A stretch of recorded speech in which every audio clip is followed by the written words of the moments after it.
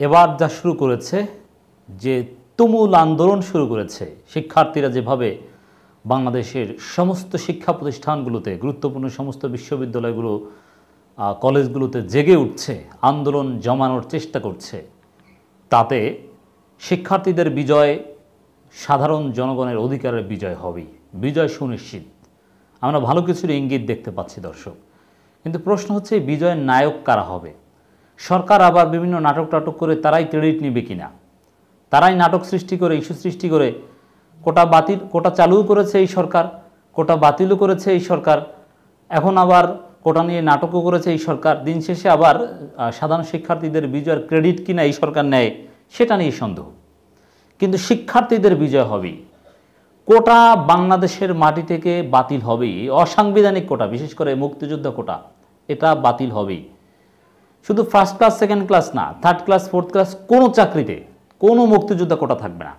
এটা মুক্তিযোদ্ধারা এজন্য দেশ স্বাধীন করেনি, এজন্য যুদ্ধ করেনি, তারা বৈষম্যমুক্ত বাংলাদেশ গড়তে চায়। তো দর্শক, কোটা নিয়ে নাটক চলছে, এর মধ্যে সাধারণ শিক্ষার্থীদের অনড় অবস্থান, দৃঢ় অবস্থানকে আমরা অ্যাপ্রিসিয়েট করি। খবরে দেখতে পাচ্ছি আমরা, কোটা পুনর্বহালের আদেশ প্রত্যাহারে শিক্ষার্থীদের আলটিমেটাম। আমরা এই আলটিমেটামের সাথে একমত। এই আলটিমেটামের মধ্যে কোটা ব্যবস্থা একেবারে বাতিল করতে হবে, বিশেষ করে মুক্তিযোদ্ধা কোটা, না হলে তীব্র তুমুল আন্দোলন গড়ে তোলা হবে। 2018 সালে যে আন্দোলন হয়েছে তার চাইতে বড় আন্দোলন হবে। কারণ তখনকার সময় ছাত্রলীগের মাধ্যমে আন্দোলনকে দমন করার একটা চেষ্টা আমরা লক্ষ্য করেছিলাম বা করা হয়েছিল, কিন্তু ছাত্রলীগ পারেনি। কিন্তু এবার ছাত্রলীগও মোটামুটি চালাক হয়েছে। ওরা বুঝে গেছে যে আসলে ছাত্রলীগের সহসভাপতি হয়ে দিন শেষে লাভ নেই। যে কয়দিন পোস্ট আছে ওই কয়দিন কিছু চাঁদাবাজির ভাগ পাওয়া যায়। দিন শেষে যদি একটা ভালো ক্যারিয়ার হয়, পড়াশোনা করে যদি একটা ভালো চাকরি হয়, এটাই লাভ। আমরা দেখেছি আমাদের বন্ধুরা যারা ছাত্রলীগের সহসভাপতি বা বিভিন্ন পোস্ট পজিশনে ছিল, জয়েন্ট সেক্রেটারি, অন্য পোস্টে, কেন্দ্রীয় আর মহানগর বিশ্ববিদ্যালয় শাখাগুলো বাদই দিলাম, তো যারা চাকরি পেয়েছে তারাই শুধু এখন স্যাটিসফাইড, অন্য সবাই হতাশ। ওইসব সহসভাপতি অমুক তমুক বিরোধী কিচ্ছু হয় না।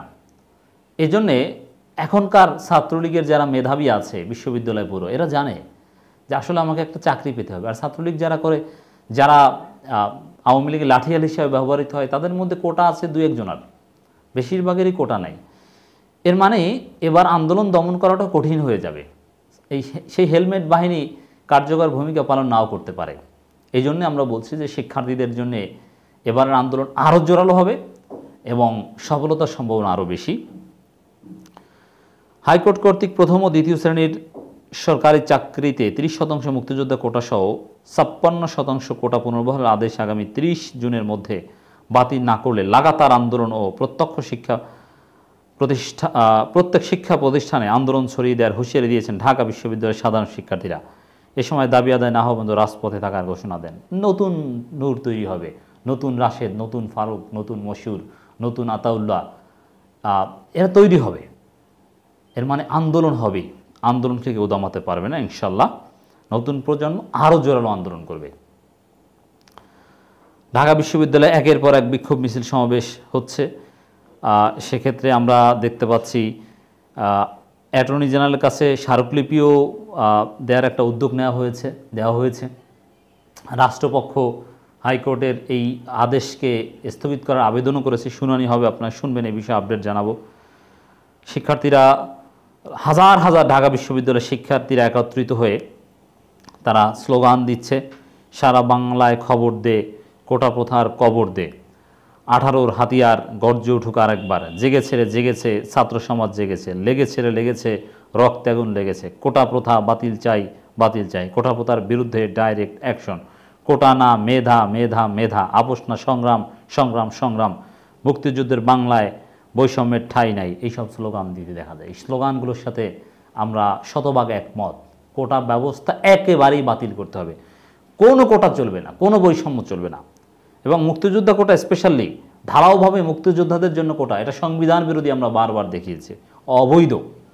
মুক্তিযোদ্ধা কোটাকে অন্য কোটা পিছিয়ে পড়া জনগোষ্ঠীর জন্য কোটা থাকতে পারে, কিন্তু ঢালাওভাবে মুক্তিযোদ্ধা কোটা, এটাকে বরং হাইকোর্টের উচিত অসাংবিধানিক, অবৈধ বলে রায় দেওয়া।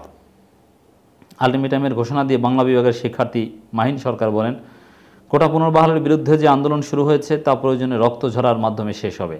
তবু এই বৈষম্যমূলক কোটা বাতিলের দাবি শিক্ষার্থী সমাজ আদায় করে ছাড়বে। আমরা আগামী 30 জনের মধ্যে এই কোটা পুনর্বহালের সিদ্ধান্ত বাতিল আলটিমেটাম জানাই। যদি 30 তারিখের মধ্যেই সিদ্ধান্ত বাতিল না করা হয় তাহলে আমরা লাগাতার দুর্বার আন্দোলন গড়ে তুলব। দেশের প্রতিটি জেলা উপজেলা শিক্ষা প্রতিষ্ঠানগুলোতে একটি দুর্গ হিসাবে করে আন্দোলন চালিয়ে নেওয়া হবে। শিক্ষা কার্যক্রম বন্ধ হয়ে যাবে, অচল হয়ে যাবে। সমস্ত বাংলাদেশে শিক্ষা কার্যক্রম অচল হয়ে যাবে 30 জুনের মধ্যে এই দাবি মানা না হলে। তবে শিক্ষামন্ত্রী যেভাবে উল্টোপাল্টা কথা বলেছেন কোটার পক্ষে, যেভাবে তিনি কোটার পক্ষে সাফাই গিয়েছেন অসাংবিধানিকভাবে অবৈধ কোটার পক্ষে, তাতে মনে হচ্ছে যে একটা খেলা জমবে। আসলে আন্দোলন করতে হবে, রক্ত ঝরানো লাগবে, এত সহজে হবে না। তবে আন্দোলনে সফলতা আসবে এটা নিশ্চিতভাবে আমরা বলতে পারি। শিক্ষার্থীদের আন্দোলন, শিক্ষার্থীদের গণ আন্দোলন কখনো ব্যর্থ হতে পারে না। আন্তর্জাতিক সম্পর্ক বিভাগের শিক্ষার্থী রিফাত রশিদ বলেন, আমাদের সংবিধানে সরকারি চাকরিতে সমতা নিশ্চিতের কথা বলা হয়েছে, কিন্তু আজকে কোটার মাধ্যমে মেধাবীদের অবহেলা করা হচ্ছে।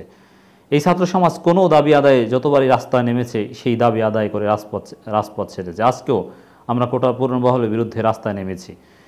যদি এই বৈষম্যমূলক কোটা পুনর্বহালের সিদ্ধান্ত বাতিল না করা হয় তাহলে শিক্ষার্থীরা এই রাজপথ ছাড়বে না, প্রয়োজনে রক্ত ঝরবে, রাজপথে লাশ পড়বে, তবুও আমরা এই দাবি আদায় করে ছাড়বো ইনশাল্লাহ। মানে কতটা অনড় এবং দৃঢ় ঘোষণা আপনারা দেখলেন দর্শক।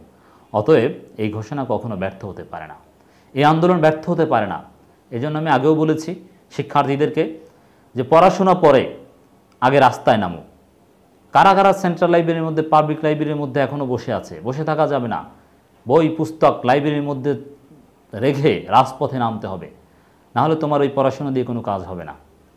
সবাই না নামলে আন্দোলন সফল হবে না। শিক্ষামন্ত্রী উল্টাপাল্টা কথা বলছে, এর মানে সরকার সরাসরি না বললেও পরোক্ষভাবে, এখন তো সরকার, শিক্ষামন্ত্রী তো সরকার বলেই তো দিল যে এই কোটার যৌক্তিকতা তো তিনি বলেই দিলেন।